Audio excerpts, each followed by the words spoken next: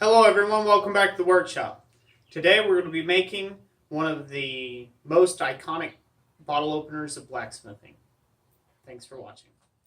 Okay, here we are, ladies and gentlemen, at the work table. We're going to start with a piece of 1/4 inch thick, 1 inch wide, and 4.5 inch long bar stock. The first step in this process is we're going to take and knock off these square corners. This is going to be important later on in the bottle opening process. When I took and talked about this being the most iconic bottle opener of the blacksmithing world, it's pretty much the church key bottle opener. You've seen this done time and time again, and you're going to get to see it again in today's video. Hope you guys enjoy it. I have a few little points I like to point out when you're working on this. Maybe they'll be helpful to some of you. And yeah, we'll get started. Okay, everybody, here we are at the anvil. We're going to go ahead and knock off the 2 square corners now on this piece. There's not a whole lot of magic in this. It goes a lot like you would think. You just want to nub off the corners and just round those off a bit. What this also does is this helps to thicken. It's kind of almost like you're drawing a little short stubby taper, almost. What it does is it helps to thicken the end of the bar. As you can see, I'm just kind of drawing off that end and just thickening that up. The reason why we want to take and do this is where I see a lot of people having problems is that once you punch your hole and you start drifting things out, this material right here on the end starts thinning out too much. And before you know it, you've got a thick piece, and a really thin dipped out piece here in the middle, and you just can't get enough meat back into there, and so you end up thinning the walls too much, and then it just looks really big and huge. So by upsetting this, essentially that tip a little bit, that helps push some extra material into that, so once we punch it and we drift it open, that it won't thin that piece out there too much. So the next step is we are going to slot punch it. I slot punch them. I know some guys just do a round punch and gradually just keep drifting the hole open bigger and bigger. I like using a slot punch. One thing to take a note about this slot punch, and get it to focus on the camera here, hopefully you guys can see it, is it is an oval shaped slot punch. So that means these ends are rounded off. They're not square. If these were square and you punch it down through there, you're going to develop stress cracks out each one of the corners. So you want this to be nice and oval shaped for this purpose. And this is what I use this for, to do bottle openers and to punch out the teardrop shapes on my handles for the skillets I sell. So next step, we'll go ahead and get this thing heated back up, and I will go ahead and slot punch it. Alright, we got our piece up, nice and hot now. We'll pull it out and see where we're at on this. So the first thing I look for whenever I'm doing a bottle opener is to make sure that the top edge of the punch is equal lateral distances from all around the sides. This helps ensure that you have it nice and even, and that you kind of got a really nice look after it's finished up. And you'll see how that'll play out in the end product here. So just keep hitting this. We're going to dry this punch down. You can take your time with it. You don't have to throw it all the way through in one go. And we won't do that with this one. We just want to get that started. You lose a little bit of time when you're first doing this and you're first setting in your punch mark because you're trying to figure out where it needs to be. So this is why I usually lay out cold and just kind of cold mark it first, So this way when I come out of the fire, I can just go to town and I don't have to waste time figuring that out. And it makes things a little more economical. So now I'll go ahead and cool off my punch, heat this back up, and we'll take it all the rest of the way then. Alrighty. We've got this nice and hot again. Set it up here on the anvil. And we're going to drive it all the way through this time. Give it a hit and take and pull your punch out after every hit, just to make sure you're not going to take and soften or ruin the temper in your punch. If you can keep from doing it. And wait until you feel the rebound of the anvil, just like I did there. And of course you can always drop it. That helps it cool off quicker. So I hope you all can see the little bit of that, the bulge from the back side there. That bulge there is what we want to take and aim for when we hit this piece. Now, this piece is about at a dull red. The sun's coming in on it. Makes it a little harder to see. But at this heat is the heat in which you want to take and actually back punch through a punched hole. Too many guys make the mistake of trying to shear out the plug while this is still at a bright heat. And all they accomplish in doing so is just stretching that material back and forth. And that's when you see guys taking and struggling with, driving out a slug. If you do it the right way, you don't have to worry about that. So that's almost all the way through. As you can see, it's shorn off. I'm going to take it all the way down to the anvil.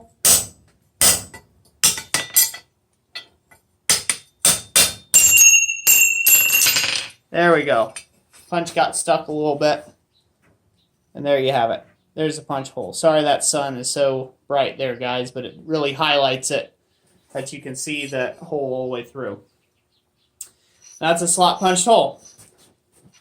And there's not all this drag and rag through that hole to clean up now. That's why you want to take and wait until it's at what I consider a black heat or a very dull, kind of like an amber red heat before you start back punching your holes. We'll just straighten that up a little bit. We'll get another good heat on this and drive the punch even further down into that to widen it out. And then we will switch to our round punch, which we're going to use as kind of a drift, and drift it out round before we go to the horn of the anvil. Okay, got it good and hot. We're going to come in from the back side, the part that we punched the slug from. And we're just going to drive our punch in a lot deeper, kind of drift it open a little bit. And there we go. And we're going to come in from the front side again. Do the same thing to the front. That way they're both nice and even. And there we go. Hopefully we can fit that round punch in there, which we can.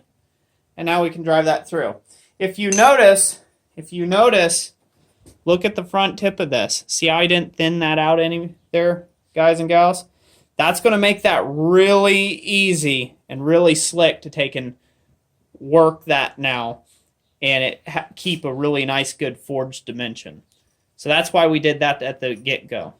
So I'll go ahead and take another heat on this, bring it out, and then we'll drift this open round and then go to the horn. All right, we've got this nice and hot. Whenever you drift open a hole, you want it to be nice and hot. This way, all the sides stretch equally in every direction. If you bring it out too cold and try to drift it, you'll get some cracks along the sides of it.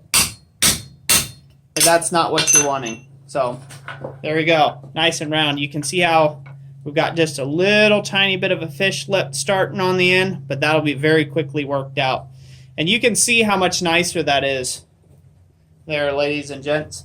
A lot of guys have that problem where they thin out this material. So it's always good to prep your work first with that operation. It just takes a few moments, especially if you're not demonstrating, and then you can go right on about your business. So hopefully that'll be a little helpful tip to you. So the next heat will be over at the horn, and we'll start working this a little bigger. Okay, everyone, we got this nice and hot again. And what we're going to do is we're going to set it right on the horn, but we're going to focus on those two little ears that are sticking up there that started to be fish mouths. We're going to work those back in first. Go to the anvil. And then we're going to slowly but surely do like you do any other bottle opener. Just start the process of working the hole a little bigger and a little bigger. Just like so. Working progressively to the tip. Then taking out any sort of puffer that's in it and keeping good forging dimension.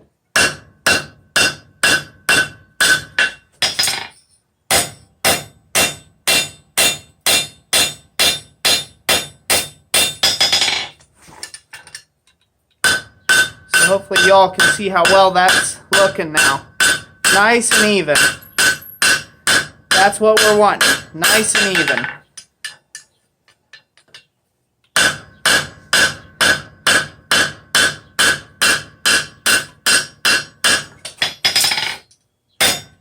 And now it's too cold to do much more. I'm just cold working it, kind of straightening it up a little bit. But we're going to take it that extra little bit now. So you see it's nice and even, and it's one smooth forging. That's key for these, for them to look real good. I'll be right back with you.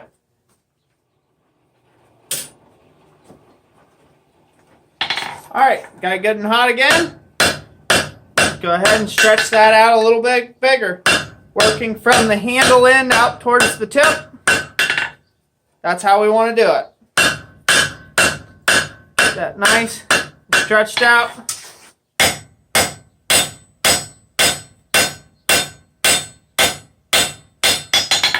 Now at this point, you're going to want to start hitting it with a few more little kids' gloves. You want to take and not overstretch one part too much, otherwise you'll just get it off kilter.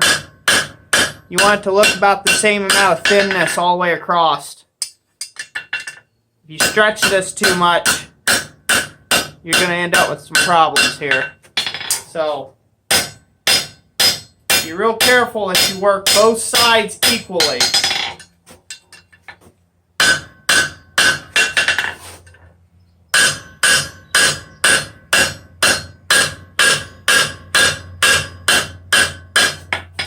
Make sure they're cleaned up well. This is cold. I'm working it a little cold here just to planish it out. And I don't want the material to move too much there, ladies and gents. I hope you guys can see this pretty well.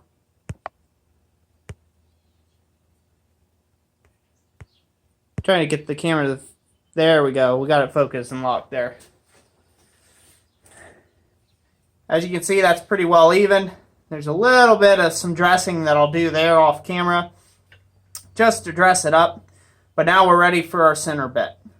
So I'll be back after I get that dressed up a little bit, and then we'll move on with this little bit of a bottle opener here. Alrighty. Ladies and gents, the next step in our little process here, now that I've got that all cleaned up, is we're going to want to take and use a round punch. Now this is a 1/4 inch round punch, and we're going to want to set it mostly on the material, but part of the way off. And you can see how I start a little half moon indentation. What we're going to want to try to do here with this is we're going to get this good and hot, and we're going to keep driving out that tab. But we want to take and mark this out cold, so this way we can actually drive that tab and really work that out. So I will go ahead and heat this back up. I will bring it out at a nice good heat, and then I will use this material to draw out and drive out the pull tab that actually opens up the bottle. After that's done, we will go ahead and take a heat a little bit further back, and we'll turn the rest of it into the handle design that we desire. You can do whatever you like with it. This was just a small piece. You could leave it plain. You could customize it with some names. And consequently, this is also a great item to take and have in your store for sale as a wedding favor gift. There is a very high demand and popular market for wedding gifts of any sort. And, you know, like bridesmaid or groomsman gifts, these are excellent for that. And there's just kind of like a little niche market there if you can get into it. Offering some customization with, you know, some initials stamped into it. And voila, you've got a $25, $30 bottle opener and fairly repeatable. So anyways, we'll go ahead and get another good heat on this, drive out that tab, and then I will draw out the handle a little bit, and that's where we'll leave it. Okay, ladies and gents, we got it nice and hot here. We're going to go ahead and hammer down our little pull tab here. Make sure it goes all the way down. Sticks out further enough that I can actually grab some material. And last but not least, we'll go ahead and squat down to give it that standard church key look that everybody knows and loves.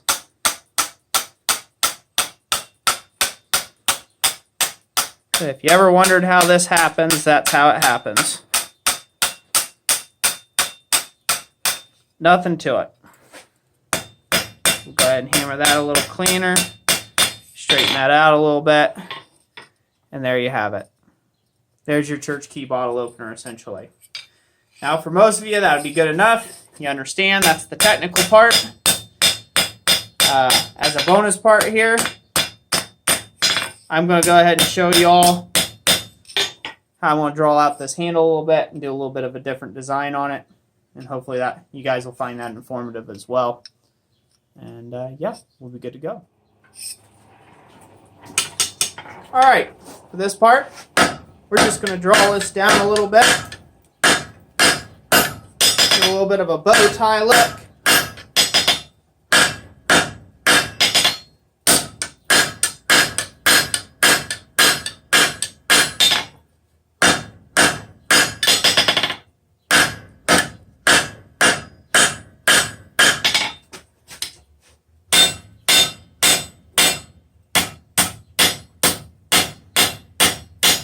Pretty simple, not too difficult, guys and gals. Just cleaning it up a little bit.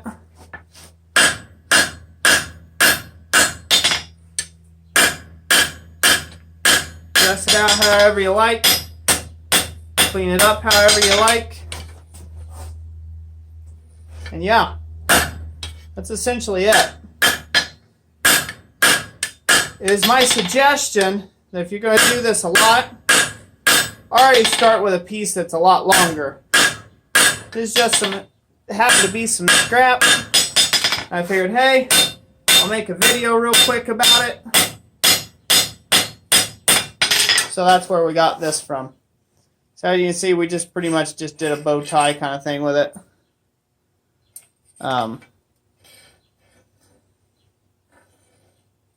Let's see, man, that thing's really out of focus. There we go.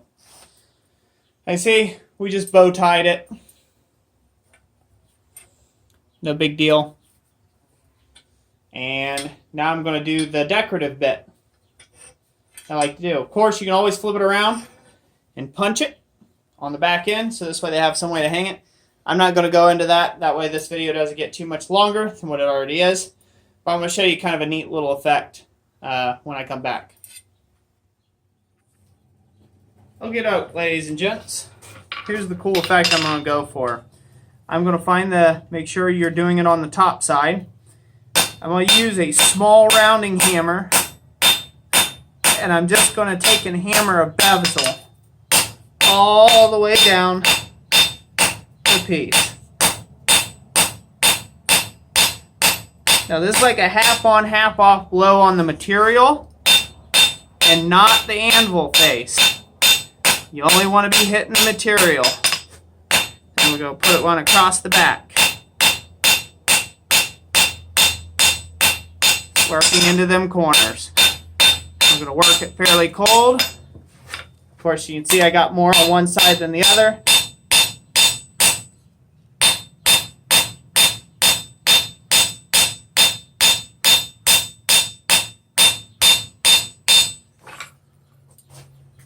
But that's going to give it some texture, and it's going to give it some added dimension. I said, some people, you do whatever you want, whatever tickles your fancy.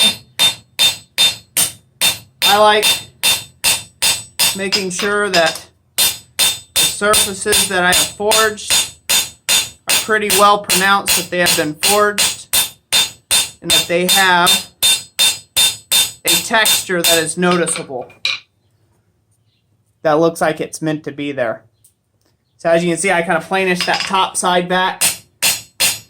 I'm starting to give it some facets like a diamond.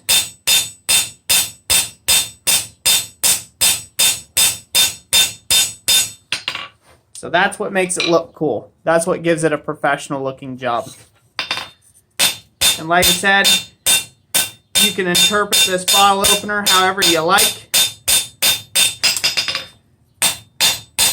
Make it however you want. As smooth or as roughed up within reason. And come up with your own very interesting style there, ladies and gents.